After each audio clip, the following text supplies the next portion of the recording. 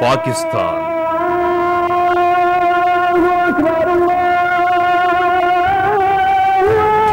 ఆ పేరు వింటేనే దేశ విభజన నాటి గాయాలు, చెదిరిన మనసులు, ఛిద్రమైన స్వప్నాలు, తెగిపడ్డ బంధాలు, చెరపడ్డ ప్రజాస్వామ్యం, నేలరాసిన హక్కులు, స్వేచ్ఛ కోల్పోతున్న ప్రజలు, ఉగ్రవాదానికి ఊతమిచ్చే శక్తులు, ఇవే మనల్ని వెంటాడే ఊహలు, కళ్ల ముందు మెదిలే దృశ్యాలు. కాని ఆ రాజ్యంలోనూ అనేక చోట్ల మమతల కోవెలలు, గాయపడ్డ మనసులను ఓదార్చే మందిరాలు, మనకు తెలియని ఓ మహాప్రపంచం ఉంది. మానవతా సామ్రాజ్యమే అక్కడుంది. దానికి బీజం వేసింది ఓ సాదాసీదా మనిషి, ప్రాణం పోసింది సగటు మనిషి. నడిచే ఋషిలా అగుపించే అతడే ఆ సేవా సామ్రాజ్య రూపశిల్పి, సమతా మమతల వారధి, పాక్ ప్రజల గుండె చప్పుడు, అబ్దుల్ సత్తార్ ఈదీ.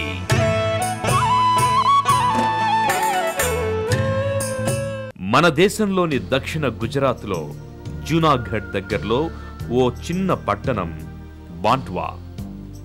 ఆ ఊరిలో సున్నీ ముస్లిం తెగకు చెందిన అబ్దుల్ షుకూర్ ఈదీ ఓ కమిషన్ ఏజెంట్. అతని కుమారుడే అబ్దుల్ సత్తార్ ఈదీ. ఈదీ ప్రాథమిక విద్య మదర్సాలో సాగింది.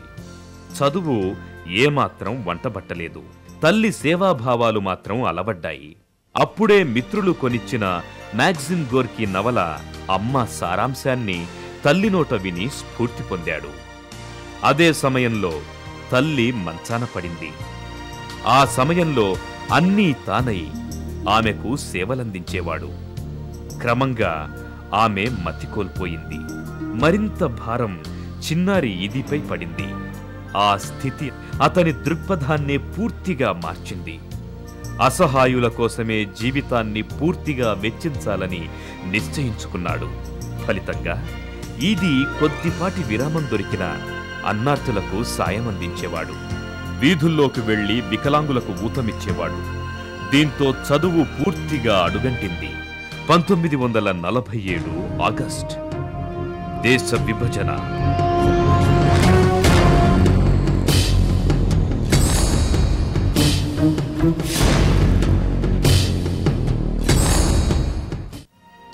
ఆ తరువాత నెల రోజులకే ఆ కుటుంబం మన దేశం నుంచి నాటి పాకిస్తాన్ రాజధాని కరాచీ చేరింది. నెమ్మదిగా ఈదీ ఫుట్పాతులపై వ్యాపారం ప్రారంభించాడు. సమస్త ప్రపంచం అక్కడ అతనికి గోచరించింది. తాను ఏం చెయ్యాలో కూడా బోధపడింది.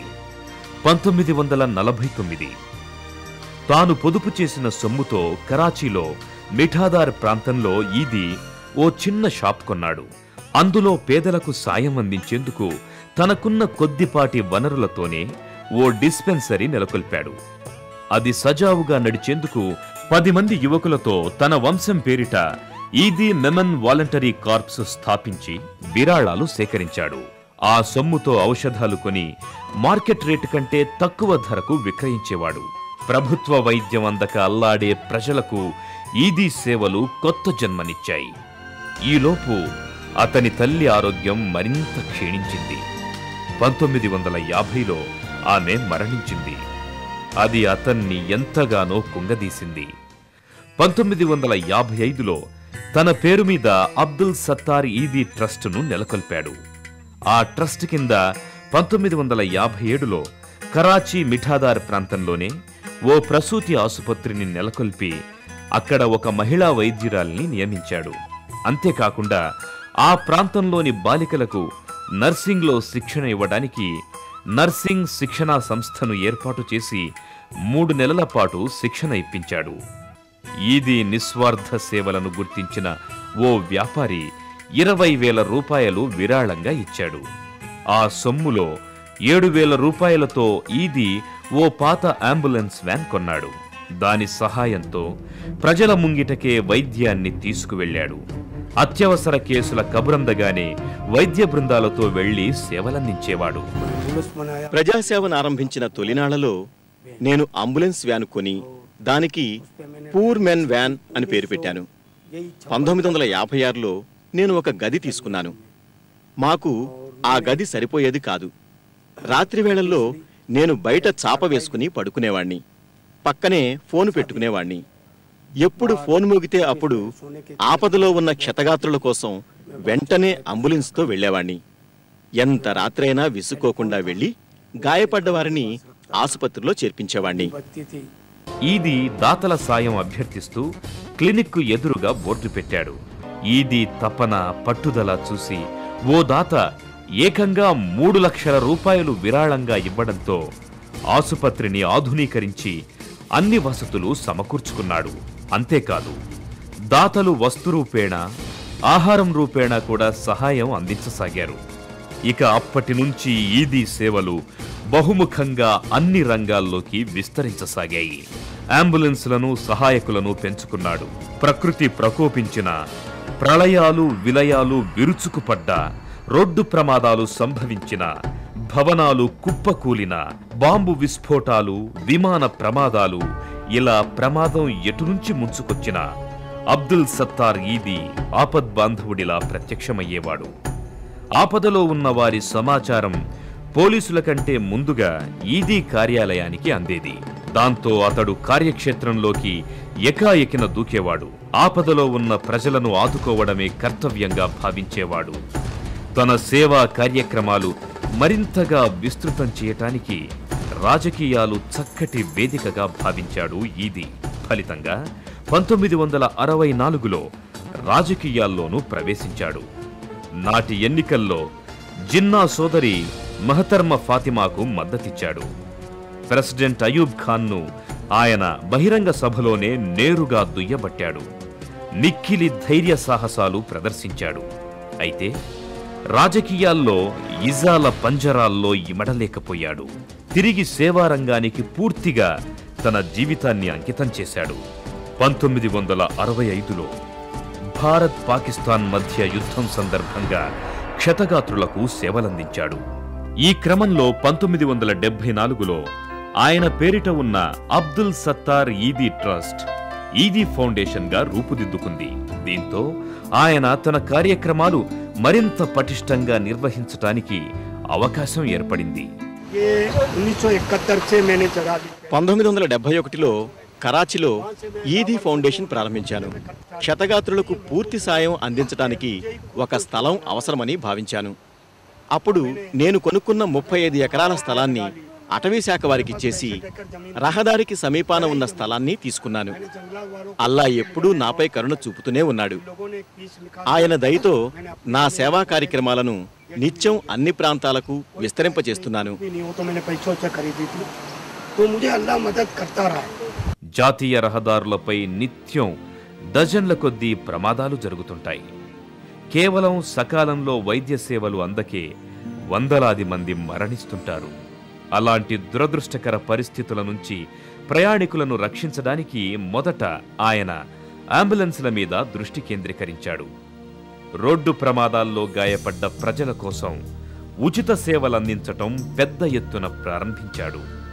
క్రమంగా అతడి సేవలు కరాచీ, ఆ చుట్టుపక్కల పట్టణాలకు విస్తరించాయి. ప్రమాదాల్లో గాయపడ్డ వారికి తక్షణ సాయానికి 115 నంబర్ను ప్రత్యేకంగా కేటాయింపచేశాడు. ఆ నంబర్ స్వల్పకాలంలోనే దేశమంతా ప్రాచుర్యంలోకి వచ్చింది. ప్రజల ఆప్త బంధువుగా మారింది. దీంతో ఈదీ సేవలు మరింత వేగంగా దేశమంతా విస్తరించాయి. జాతీయ రహదారులపై ప్రతి 25 కిలోమీటర్లకు ఈదీ సెంటర్ల పేరిట 500 వైద్య కేంద్రాలను నెలకొల్పాడు. అందులో ప్రమాద బాధితులకు తక్షణ వైద్య సేవల్ని అందించే బృందాలుంటాయి.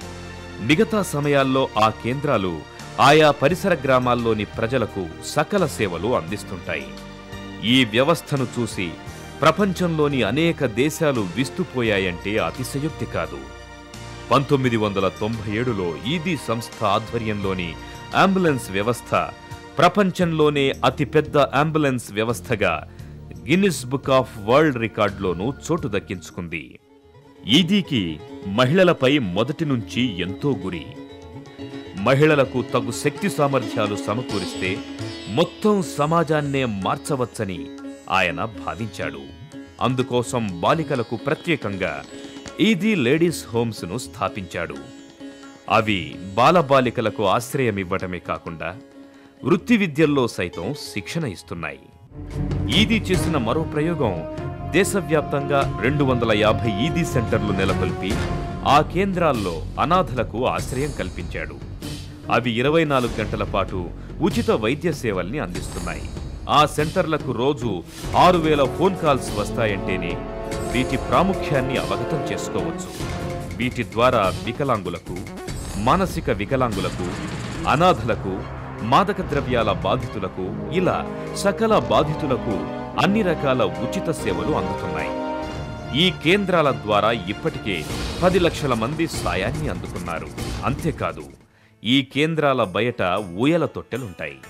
అనుకోని పరిస్థితుల్లో తల్లులైన మహిళలు ఆ బిడ్డలు తమకు భారంగా భావిస్తే వారిని ఈ ఊయల్లో నిర్భయంగా వదిలిపెట్టొచ్చు. సమాజం వదిలించుకున్న ఇలాంటి వేలాది అనాథ బాలల పోషణ భారాన్ని ఈదీ స్వీకరించాడు. ప్రజాసేవలో నేనెప్పుడూ అలసిపోలేదు. అల్లా ఎప్పుడూ నా వంటే ఉన్నాడు. ఈ ప్రపంచంలో సేవలు ఎక్కడ అవసరమో అక్కడికి వెళతాను. ఆఫ్ఘన్లో అనాథ శరణాలయం ఏర్పాటు చేశాం. అమెరికాలో మహిళల కోసం ఆశ్రమాలు కడుతున్నాం. ఇంకా బ్రిటన్లో మా సేవా కార్యక్రమాల పరిధిని పెంచుకోబోతున్నాం. ఈదీ సేవలు కొన్ని సాహసోపేతంగా కూడా ఉంటాయి. Pan American jet liner hijack అయి కరాచీ విమానాశ్రయంలో దిగినప్పుడు ఆయన సేవల సత్తా ఏమిటో ప్రపంచానికి తెలిసింది. ఆ విమానం అక్కడ ల్యాండ్ అవ్వగానే పాక్ అధికారులు అప్రమత్తమై ఈదీ అంబులెన్స్ సెంటర్కు కబురు పంపారు. దాదాపు 64 అంబులెన్సులతో ఈదీ ఆధ్వర్యంలో బృందాలు ఎయిర్పోర్టులో సిద్ధంగా ఉండి మధ్యవర్తిత్వం వహించాయి. చర్చలు ఫలించక హైజాకర్లు పిచ్చి పిచ్చిగా ప్రయాణికుల్ని కాల్చివేస్తున్నప్పుడు ఈదీ బృంద సభ్యులు మెరుపు వేగంతో స్పందిస్తూ గాయపడి విమానంలోంచి పరుగులు తీస్తున్న క్షతగాత్రుల్ని ఆదుకున్న తీరు ప్రపంచాన్ని కదిలించింది. అల్పమైన విషయాలతోనే ఈ ప్రపంచంలో యుద్ధాలు జరుగుతున్నాయి. బహుళజాతి కంపెనీల స్వార్థానికి ఎవరో ఒకరు ఏదో విధంగా అలజడి సృష్టిస్తుంటారు. లేకపోతే యుద్ధాలు ఎందుకు చోటు చేసుకుంటాయి? ఇద్దరు వ్యక్తులు గొడవ పడితే ఎంత నష్టం జరుగుతుంది? ఒకరు కత్తితో పొడుస్తారు, ఇంకొకరు తుపాకీతో పేలుస్తారు. ఇద్దరిలో ఒకరు జైలుకి, ఇంకొకరు శ్మశానానికి వెళతారు. కొంతకాలానికి జైలుకు వెళ్ళినవాడు శ్మశానానికే వెళతాడు. ఏం లాభం? ఇద్దరూ ప్రేమతో ఉంటే బతికినంతకాలం సంతోషంగా ఉంటారు. సమాజంలో శాంతి ఏర్పడుతుంది. ఆ రోజు మన భారతీయ ఎయిర్ హోస్టెస్ నీరజ భౌతిక కాయాన్ని ఈదీ స్వయంగా మోసుకొచ్చిన ఘటనను మరువలేం. ఈదీ సంస్థ సాగిస్తున్న మరో మహత్కార్యం అనాథ శవాలకు అంత్యక్రియలు నిర్వహించటం. అల్లాయే తనకు ఈ సేవాశక్తిని ప్రసాదించాడని ఈదీ తరచూ చెబుతుంటాడు. ఇస్లాం బోధించిన కరుణ, దయ, దాతృత్వం, మానవత్వం తనకు శిరోధార్యాలని సెలవిస్తాడు. అన్నింటికన్నా గొప్ప విషయం ఏమిటంటే అల్లా నన్ను ప్రజాసేవకు వాడుకోవటమే. అందుకే ఆయన నన్ను పెద్దగా చదువుకోనివ్వలేదేమో. చదువు కోసం సమయాన్ని వృధా చేయనివ్వలేదు. మొదట్లో క్షతగాత్రుల కోసం ఓ పాత అంబులెన్స్ కొనుక్కొని 24 గంటలు స్వయంగా నడుపుతూ సేవ చేశాను. పరోపకారం చేయటం, కష్టపడి జీవించటం, నిజాయితీతో బతకటం, ఆధ్యాత్మిక భావనతో గడపటం, ఈ 5 అంశాలు మానవ జీవితానికి ప్రధాన అంశాలు. వీటిని పాటించే ఏ వ్యక్తి అయినా గొప్ప వ్యక్తే. పాకిస్తాన్లో తప్పిపోయిన పిల్లల్ని తిరిగి వారి ఇళ్లకు చేర్చడం కోసం ప్రత్యేక కేంద్రాలను నిర్వహిస్తోంది ఈదీ ఫౌండేషన్. వివిధ ప్రాంతాల్లో దొరికిన చిన్నారుల వివరాలను టీవీల్లో, రేడియోల్లో ప్రకటిస్తూ వారు తల్లిదండ్రుల్ని తిరిగి చేరేందుకు ఆ కేంద్రాలు దోహదం చేస్తాయి. ఆ బిడ్డల తల్లిదండ్రులు సంప్రదించని పక్షంలో ఈదీ సంస్థలే ఆ పిల్లల పోషణా భారాన్ని తీసుకుంటాయి. ఈదీ ఫౌండేషన్ సెంటర్లో చేరి నర్సుగా సేవలందిస్తున్న బిల్కిస్ అనే యువతి అంకితభావం అతన్ని ఎంతో ఆకర్షించింది. 1966లో ఆమెను నిఖా చేసుకున్నాడు. తరువాత కాలంలో ఈదీ ఫౌండేషన్ నిర్వహణలో ఆమె క్రియాశీలక పాత్రను పోషిస్తున్నారు. ఆయన సేవా కార్యక్రమాల తీరు చూసి ప్రభుత్వం ఆర్థిక సహాయం అందచేయ చూసింది. అయితే ప్రభుత్వ సాయం స్వీకరించటం తన ఆశయాలకే విరుద్ధమన్న భావనతో తిరస్కరించాడు. ఈదీ సేవా సదనం 65 ఎకరాల్లో విస్తరించిన ఆపన్నుల స్వర్గధామం. అక్కడ భోజన ఏర్పాట్ల కార్యక్రమం నిత్యాన్నదానాన్ని తలపిస్తుంది. ఈదీ ఫౌండేషన్ ఆధ్వర్యంలో కరాచీలో 8 ఆసుపత్రులు నడుస్తున్నాయి. ఆ నగరంలో క్యాన్సర్ రోగుల కోసం ప్రత్యేకంగా ఆసుపత్రిని ఏర్పాటు చేశారు. అంతేకాక రోగుల్ని ఆదుకోవడానికి బ్లడ్ బ్యాంకులు, డ్రగ్ బ్యాంకులు పనిచేస్తున్నాయి. ఈదీ అనాథ బాలల కోసం అనేక ఆశ్రమాలు నిర్వహిస్తున్నాడు. 6,000 మంది అనాథ బాలల బాధ్యతలన్నింటినీ ఆ సంస్థ స్వీకరించింది. ఆ చిన్నారులకు ఆయనే పెద్ద తాతయ్య. సమయం దొరికినప్పుడల్లా వారి మురిపాలతో ఈదీ సేద తీరుతారు. ప్రస్తుతం పాకిస్తాన్లో 17 ఈదీ సెంటర్లు అనాథలకు సేవలందిస్తున్నాయి. ఈ సేవాశ్రమాల్లో ఎవరి పనులు వారు చేసుకుంటారు. ఎవరి వస్త్రాలు వారే ఉతుక్కోవటం, స్నానాలు చేయటం, నమాజు చేయటం అంతా సొంతంగా చేసుకుంటారు. ఈదీ ఫౌండేషన్ కోసం అనేక మంది గొర్రెలను, మేకలను విరాళాలుగా ఇస్తారు. మేము అన్నార్తులకు 3 పూటల పౌష్టికాహారాన్ని ఇస్తున్నాం. ఇదంతా అల్లా చలవే. Bharat, Japan, America, Britain, Iran, Hungary, Afghanistan, Indonesia, Sudan దేశాలకు నేడు ఈదీ సేవలు విస్తరించాయి. అన్ని చోట్ల అవే సేవలు, అవే కారుణ్య భావనలు. దాదాపు 75,000 మంది వాలంటీర్లు ఆ సంస్థలో అన్ని వేళలా అందుబాటులో ఉంటూ సేవలందిస్తున్నారు. 7,500 మంది ఉద్యోగులు సంస్థ కార్యక్రమాల్లో నిత్యం పాలు పంచుకుంటారు. ఆయన ఎంతో నిరాడంబరుడు, నిరక్షరాస్యుడు. అయితేనే 2001లో G8 దేశాల శిఖరాగ్ర సభలో, 2003లో ఐక్యరాజ్య సమితి సభలో ప్రసంగించి ప్రత్యేకతను మూటకట్టుకున్నారు. వైద్యశాలల పర్యవేక్షణ, అంబులెన్స్ల సమన్వయం, అనాథ పిల్లలకు శిక్షణ, వృత్తి విద్యా కోర్సుల్లో బోధన, వైద్య సేవలు, ఇలా అనుక్షణం అహరహం పని పని. దాదాపు 40 సంవత్సరాల కాలంలో సెలవన్నదే ఆయన ఎరుగడు. అనునిత్యం అదే లోకం. మానవాళికి ఈదీ చేస్తున్న విశిష్ట సేవలకు గుర్తింపుగా వివిధ దేశాల పురస్కారాలు ఎన్నో లభించాయి. 1985లో పాకిస్తాన్ ప్రభుత్వం నిషాన్-ఏ-ఇంతియాజ్ సత్కారంతో గౌరవించింది. 1986లో ఫిలిప్పీన్స్లోని రామన్ మెగసెసే ఫౌండేషన్ మెగసెసే పురస్కారంతో, 1988లో నాటి సోవియట్ రష్యా ప్రభుత్వం లెనిన్ పీస్ ప్రైజ్తో సత్కరించాయి. 1992లో ఆయనకు రోటరీ ఇంటర్నేషనల్ అవార్డు లభించింది. 2000 సంవత్సరంలో ఇటలీ ప్రభుత్వం International Balzan prize for humanity పురస్కారంతో గౌరవించింది. 2005లో వరల్డ్ మెమోన్ ఇంటర్నేషనల్ సంస్థ లైఫ్ టైమ్ అచీవ్మెంట్ సత్కారంతో గౌరవించగా, 2006లో కరాచీ యూనివర్సిటీ గౌరవ డాక్టరేట్ను ప్రదానం చేసింది. ఈదీ ఎన్నో ఏళ్ల అవిశ్రాంత సేవా కార్యక్రమాలకు యునెస్కో 2009 సంవత్సరం మదన్జీత్ సింగ్ అవార్డునిచ్చి గౌరవించింది.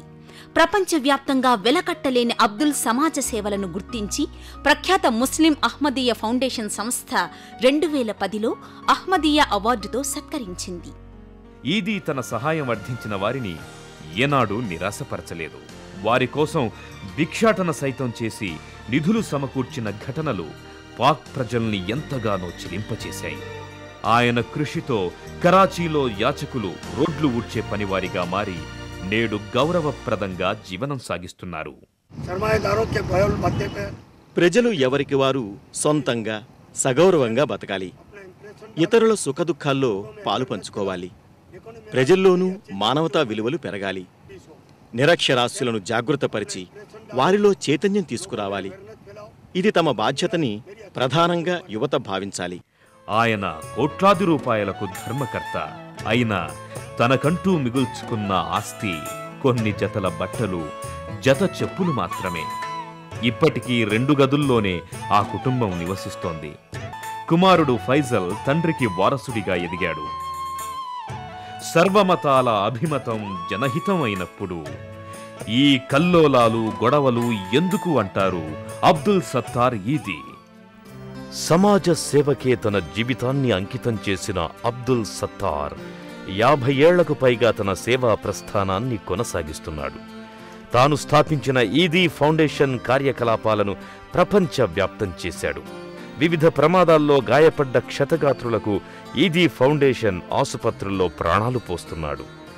ఎప్పటికప్పుడు పరిస్థితులకు అనుగుణంగా ఈదీ ఫౌండేషన్లో సదుపాయాలను, సౌకర్యాలను సమకూర్చుకుంటున్నాడు. ఇందులో భాగంగా 1800 అంబులెన్సులు, 335 వెల్ఫేర్ సెంటర్లు, 28 మెరైన్ రెస్క్యూ సెంటర్లను ఏర్పాటు చేసుకున్నాడు. ఈదీ ఫౌండేషన్ ద్వారా అబ్దుల్ సత్తార్ ఈదీ ప్రారంభం నుంచి ఇప్పటి వరకు దాదాపు 20,000 పసికందులను, 60,000కు పైగా అనాథలను చేరదీసి అన్నీ తానై ఆశ్రయమిచ్చాడు. దేశవ్యాప్తంగా 40,000 మంది నర్సులకు ఉద్యోగాలిచ్చి తన ఆసుపత్రుల్లోని రోగులకు, క్షతగాత్రులకు చికిత్సలు అందిస్తున్నాడు. 87 ఏళ్ల అబ్దుల్ సత్తార్ ఈదీ మూత్రపిండాలు పాడై డయాలసిస్తో బతుకు నెట్టుకొస్తున్న ప్రాణమున్నంత వరకు సమాజ సేవకే తన జీవితం అంకితమని చెబుతుంటాడు. పాకిస్తాన్ ప్రధాని ఈదీ సేవలను గుర్తించి ప్రఖ్యాత నోబెల్ శాంతి పురస్కారానికి ఇటీవలే సిఫారసు చేశారు.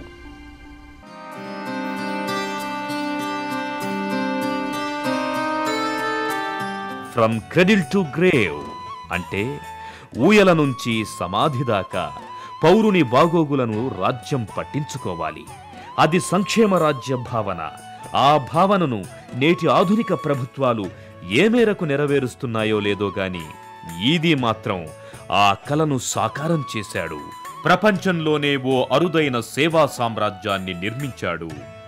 ఎందరికో మార్గదర్శిగా నిలిచాడు.